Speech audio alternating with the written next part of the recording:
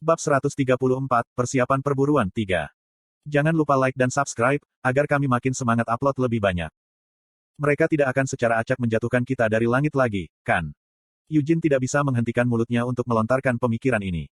Tidak sepertinya. Ciel menggelengkan kepalanya sambil meluruskan kerah seragamnya.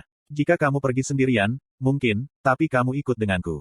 Mereka tidak akan begitu saja menjatuhkan kita dari langit. Apa yang harus kamu lakukan dengan sesuatu? Apakah kamu tahu betapa para ksatria dan tetua di kastil singa hitam memujaku? Ciel dengan bangga membusungkan dadanya dan membual. Sambil melakukannya, dia melirik Mer, yang hanya menjulurkan wajahnya dari jubah.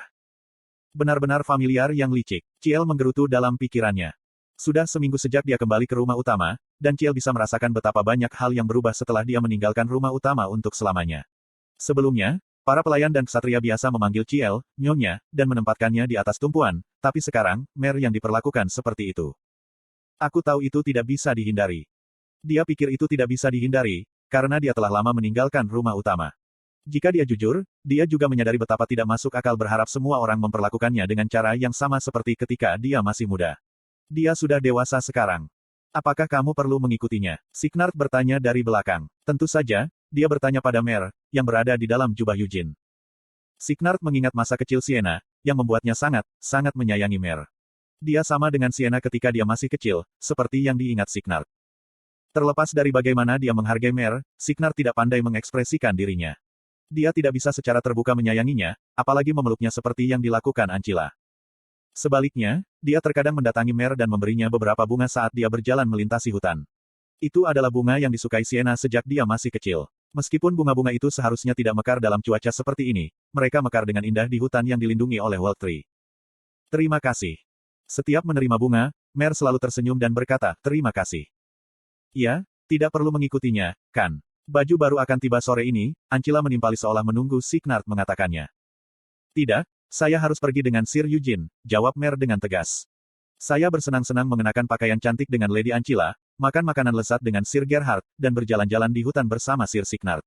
Namun, saya ada untuk membantu Sir Eugene. Petik 2. Ya ampun, kamu berbicara dengan sangat dewasa. Kurasa ibu salah mengira sesuatu. Dia hanya terlihat seperti anak kecil, tapi dia familiar berusia ratusan tahun, pikir Ciel pahit sambil melirik Ancila. Tidak, itu sebabnya Ancila lebih menyukai Mer. Ancila benar-benar berpikir demikian. Karena dia sendiri yang membesarkan Ciel dan saudara laki-lakinya, dia sangat menyadari betapa setan menakutkan hidup di dalam anak-anak yang lucu dan manis. Gerbang warp sekarang terhubung, penyihir yang menjaga gerbang memberi tahu mereka. Jalan menuju kastil singa hitam dibuka. Eugene mendorong kepala Mer kembali ke jubah. Masuk ke dalam. Ini akan menjadi gangguan sialan jika Anda jatuh dari jubah saat kami melakukan warping. Oke. Tunggu, kata Ciel sambil mendekat. Dia meraih ujung jubah Eugene dan menyapunya kembali. Aku tidak bisa melihat simbolnya jika kamu memakai jubah seperti ini. Ciel menyodok dada kiri Eugene, di mana simbol singa disulam. Hanya anggota keluarga utama yang dapat memiliki simbol tersebut di seragam mereka. Mereka akan menunggu kita di pintu masuk. Anda harus bangga dan menunjukkannya kepada mereka. Desak Ciel. Ini bukan pertama kalinya bagiku. Tapi itu sudah lama. Meski begitu, bukankah hanya ada Gargit dan Desra? Dan Deacon, aku bahkan tidak ingat wajahnya. Ada satu lagi. Ciel menghela napas, menarik lengan Eugene. Eward. Petik 2. Aku melihat sifat jahatmu tidak pernah berubah. Apakah Anda ingin menekan Eward dengan menunjukkan simbol singa atau semacamnya? Terserah Eward bagaimana cara mengambilnya. Ciel cemberut. Eward melewati batas. Dia menodai nama Leonhard. Eugene? Anda tahu, saya tidak mengerti bagaimana Eward berani berpartisipasi dalam perburuan ini. Lady Tanis ditekan, gumam Eugene. Eward bukan anak kecil lagi, kan? Tidak peduli seberapa ketat Lady Tanis, Eward juga bermasalah jika dia masih di bawah kendalinya. Kami bukan pihak yang terlibat, jadi kami tidak bisa berbicara untuk mereka, gerutu Eugene sambil menyeka simbol singa di dadanya. Petik 2. Apakah Eward sudah ada di sini? Ya. Sejujurnya, agak canggung bagiku untuk bertemu dengannya. Anda mungkin juga pernah mendengarnya, tapi saya mengalahkannya 3 tahun lalu. Eward yang seharusnya merasa canggung. Itu sebabnya kita harus masuk dengan percaya diri. Sangat yakin bahwa Eward bahkan tidak akan mampu mengangkat kepalanya tinggi-tinggi. Ciel merengut pada Eugene saat dia mulai berjalan. Aku akan pergi dulu, jadi ikuti aku dengan percaya diri. Apa maksudnya, dengan percaya diri? Eugene tertawa kering, menggelengkan kepalanya. Saya tidak melakukan kejahatan apapun. Eward adalah orang yang telah melakukan dosa. Mungkin kepala dewan juga melakukannya, pikir Eugene sambil menyeringai. Mempertimbangkan bagaimana kepala dewan telah melalui setiap jenis kesulitan yang ditawarkan dunia, kecil kemungkinannya dia akan kedinginan dan tidak dapat melakukan kontak mata dengan Eugene. Bukankah dia lebih suka bertanya sambil tersenyum, apakah perjalananmu menyenangkan? Eugene mengambil beberapa langkah ke depan, dan mata berwarna emas pudar Doines terlintas di benaknya. Karena dia tidak punya alasan untuk menundukkan kepalanya, dia membusungkan dadanya dan meluruskan postur tubuhnya. Jadi, Eugene berjalan maju. Perasaan terapung yang biasa membuat Eugene kewalahan ketika dia melangkah ke gerbang warp. Karena dia berpindah ke lokasi yang jauh, perasaan itu bertahan lama. Aku tidak akan jatuh dari langit seperti terakhir kali, pikir Eugene. Dia tidak melakukannya. Saat dia keluar dari gerbang warp, dia mendapati dirinya berdiri kokoh di tanah. Ketuk, ketuk, ketuk. Eugene mengambil beberapa langkah ke depan dan menyeimbangkan tubuhnya yang goyah. Dia mengangkat kepalanya dan melihat ke depan. Dia bisa melihat kastil singa hitam, yang terakhir dia lihat beberapa bulan lalu. Bendera Ksatria Singa Hitam berdiri tegak di setiap dinding kastil. Di bawah puluhan bendera, beberapa orang sedang menunggu. Hai, Qian berhenti bersandar di pagar dan mendekati Eugene. Dia tersenyum, merasa senang melihat Eugene. Mengatur rambutnya yang acak-acakan selama warp, Eugene menatap Qian. Apa yang kamu lihat? Apakah Anda merasa senang melihat saudara Anda lagi? Baru beberapa bulan sejak terakhir kali kita bertemu, tahu. Qian dengan bersemangat bertanya. Petik 2. Yah, kami telah berbagi minuman dan menyelesaikan ritual menjadi dewasa sebelum kamu pergi. Jadi aku juga merasakan hal yang sama denganmu, kakak. Qian secara dramatis menggeliat bibir atasnya saat dia berbicara. Anda, Eugene juga mendekat, mengerutkan kening. Bicaralah setelah kamu melewati hatimu. Apa menurutmu kumismu terlihat bagus untukmu? Petik 2. Aku mengatakan ini sebagai saudaramu. Itu tidak cocok untukmu sedikit pun. Saya mengerti bahwa Anda bersemangat karena Anda telah menjadi dewasa, tetapi mengapa Anda harus menumbuhkan kumis menyebalkan itu? Bukankah itu keren? Ini kebalikan dari keren. Saat ini, saya berjuang dengan keinginan kuat untuk mencabut setiap helai rambut jelek di bibir atas Anda. Eugene mengangkat tinjunya tepat di bawah hidung Qian. Ya, pokoknya, bukan kamu yang harus disalahkan, karena kamu bodoh. Jika ada yang harus disalahkan, itu kamu, Ciel. Mengapa Anda membiarkan saudara bodoh Anda menumbuhkan kumis omong kosong itu? Aku juga sangat terkejut sekarang, tahu. Ciel berteriak. Dia telah tiba beberapa saat sebelum Eugene dan sekeringnya jelas sudah putus. Qian tidak memiliki kumis aneh seminggu yang lalu. Lalu maksudmu kumisnya tumbuh dalam seminggu? Itu tidak masuk akal. Anda tidak memiliki banyak rambut tubuh. Aku memakai larutan penumbuh rambut, gumam Qian sambil memutar kepalanya ke samping. Setidaknya aku bisa menumbuhkan kumis, karena aku sudah dewasa. Di beberapa negara, pria dewasa memiliki hak untuk menumbuhkan janggut. Itu terlihat jelek untukmu. Dia bilang itu terlihat bagus untukku. Orang gila macam apa yang mengatakan bahwa kumis terlihat bagus untukmu? Di mana Anda bahkan mendapatkan solusi pertumbuhan rambut di tempat pertama? Berdebar. Mendengar langkah kaki yang berat, Eugene berhenti berbicara dan mendongak. Seorang pria besar menampakkan dirinya dari balik puncak menara yang tinggi. Kenapa dia berdiri di atas puncak menara? Mengapa dia mengenakan atasan tanpa lengan, yang memperlihatkan sebagian besar dada dan ketiaknya, ketika dia berada di puncak gunung yang dingin dan berangin? Setiap orang yang berakal sehat akan mengajukan pertanyaan-pertanyaan ini, tetapi Eugene tidak peduli. Akal sehat sama sekali asing bagi seorang pria yang bersedia menghabiskan 300 juta sal untuk membeli testis raksasa. Ini aku. Bedup. Melompat turun dari puncak menara, seorang pria raksasa mendarat tegak di tanah, dan saat dia melakukannya, Eugene terpaksa melihat ke atas lagi. Dia besar. Dia juga besar 3 tahun lalu, tapi sekarang, dia lebih tinggi. Dia hampir sebesar avatar dari suku Zoran. Petik 2. Kamu menjadi lebih besar. Ini semua berkat kamu, Eugene. Gargit Lionheart tersenyum, dan giginya yang sehat terlihat di bawah kumisnya yang tebal. Sulit dipercaya dia baru berusia 22 tahun. Bisakah kamu melihat? Bergeliang. Konten iklan. Setiap kali Gargit mengangkat tangannya, Eugene bisa melihat otot-otot dadanya bergoyang-goyang melalui celah atasan tanpa lengannya yang memalukan. Testis raksasa yang kita beli bersama telah membuat tubuhku lebih indah. Petik 2. Itu tidak indah. Aku tahu kamu tidak bermalas-malasan dengan latihanmu. Kamu mengenakan seragam yang keren, tapi aku bisa melihat betapa rajinnya kamu melatih tubuhmu. Kenapa kamu tidak memakai seragam keren itu juga? Dan saya ingin Anda meletakkan tangan Anda dan tidak mengangkatnya lagi. Eugene tidak ingin melihat ketiak Gargit, terbuka tepat di depan matanya. Juga, kenapa kamu memberi Qian solusi penumbuh rambut? Eugene bertanya dengan susah payah. Aku melihat Tuan Qian menatap janggutku dengan iri, kata Gargit sambil mengelus janggutnya yang lebat. Semua pria mengidolakan janggut seperti ini. Tentu saja janggut ini cocok untukku karena tubuhku indah. Qian, aku memberitahumu sebelum sesuatu terjadi. Aku akan membunuhmu sendiri jika kamu mengambil penambah otot dari bajingan ini, Eugene berbicara dengan nada cepat setelah menoleh ke Qian. Mengapa? Saya pikir tubuh Gargit cukup keren. Bagaimana kerennya, itu hanya menjijikkan. Ciel tampak seolah-olah dia telah melihat objek yang paling mengerikan. Kamu selalu seperti ini, tapi kamu terlalu mudah tertipu. Anda jatuh cinta pada hal-hal yang sangat aneh. Jika kamu bertambah besar dan menumbuhkan janggut seperti babi itu, aku tidak akan menganggapmu sebagai saudaraku lagi. Aku bukan babi, Nona, Gargit berbicara. Mungkin karena kenangan masa kecilnya, Gargit sangat menghormati Qian dan Ciel. Eugene hanya melihat ke depan, mengabaikan Gargit yang memamerkan ototnya setelah diam-diam mendekati Eugene. Apakah dia Desra? Eugene bertanya, menunjuk ke seorang wanita jangkung yang bersandar miring ke dinding. Kulitnya kecoklatan dan terlihat sehat, dan dia memiliki anggota tubuh yang panjang dan ramping. Dia masih memiliki karakteristik yang sama dengan yang dilihat Eugene 7 tahun lalu.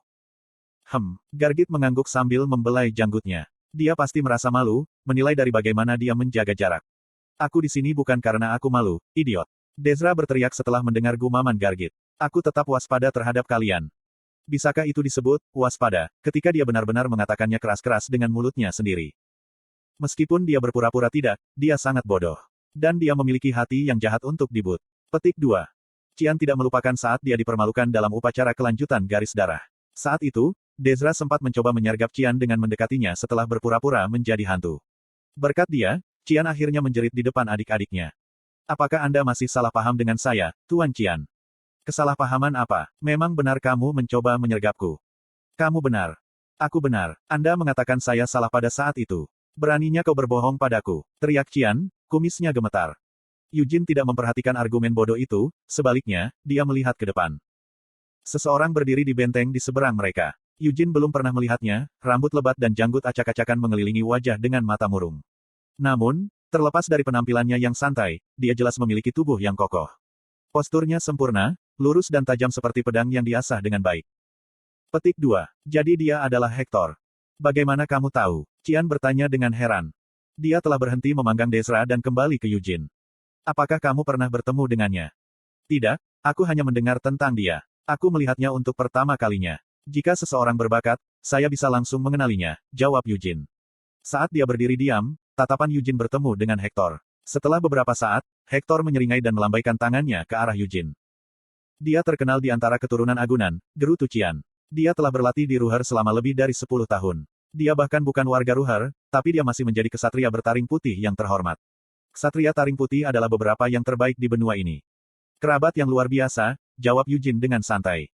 Kamu pasti sangat bahagia karena kamu tidak perlu khawatir tentang apapun. Kenapa kamu tiba-tiba merengek? Bukankah kau sudah punya cukup nyali untuk menumbuhkan kumis menyebalkan itu? Eugene tersenyum, menepuk punggung Qian. Apakah kamu merasa tertekan oleh kenyataan bahwa kamu harus melakukan lebih baik daripada Hector dalam perburuan? Tidak, tidak juga. Tidak juga, pantatku. Ada begitu banyak tekanan padamu, aku hampir bisa merasakannya sendiri. Mengapa kamu merasa tertekan oleh Hector? Gargit bertanya, tidak dapat memahami situasinya. Anda pasti salah mengira sesuatu, Tuan Qian.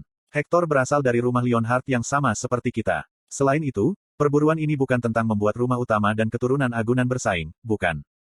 Aku entah bagaimana iri pada kenyataan bahwa otakmu terbuat dari otot. Qian menggelengkan kepalanya, terkekeh.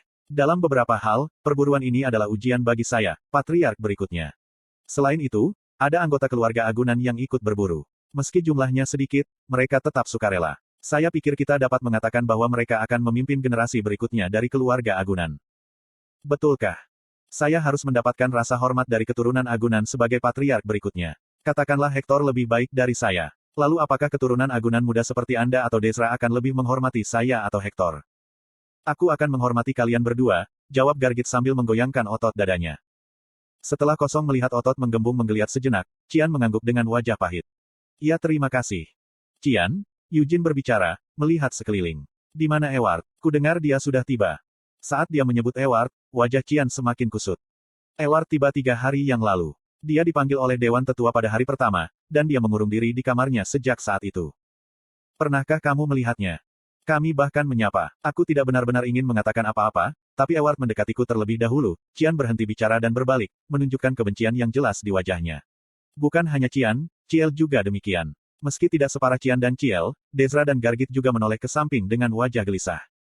Mengenakan jubah besar, seorang pemuda mendekat. Dia adalah Ewart Leonhardt. Rambutnya yang berwarna abu diikat menjadi ekor kuda. Di bawah jambulnya, matanya yang berwarna emas memantulkan sinar matahari. Lama tidak bertemu, Ewart samar-samar tersenyum pada Eugene. Eugene tiba-tiba merasa seolah-olah Eward telah berubah sedikit, tidak banyak.